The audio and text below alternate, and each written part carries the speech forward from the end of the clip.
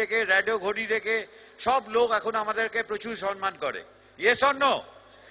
কিন্তু এর এগেনস্টে প্রচুর রিফিউজাল ছিল, প্রচুর লেভেলের রিফিউজাল ছিল।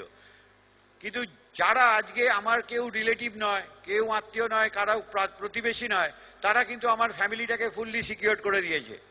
আজকের দিনে যদি আমি মারা যাই, full family secure because of smart value, because of 15 lakh smart value অ্যাসোসিয়েটদের জন্য। তা 15 লাখ স্মার্ট ভ্যালু অ্যাসোসিয়েটদের জন্য আমি কিছু কথা বলবো, কিন্তু একজন দুজন কিছু লোককে আমি দেখাবো যাদের দেখলে প্রচুর মানুষ ইন্সপায়ার হতে পারে। প্রচুর লোক পরবর্তীকালে আসবে, সুজয় রায়, পার্থ ভৌমিক, রানা সরকার, সৌমিত্র কুণ্ডু, সুরজিৎ মাইতির মতো টপ লেভেল পার্সোনালিটিরা আমরা কিছু কথা শুনবো। আর কিছু টপ লেভেল পার্সোনালিটি পরবর্তীকালে হতে যাচ্ছে, তাদেরও কিছু কথা শোনার চান্স হয়তো থাকবে না।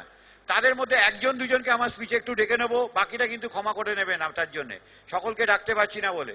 তা ভেতর থেকে একটি মানুষকে আমি খুব রেসপেক্ট করি, বাই প্রফেশন, উনি WBCS অফিসার, আশিস প্রামাণিককে একবার ডাকবো, তিনি 2-4টে কথা বলার জন্য।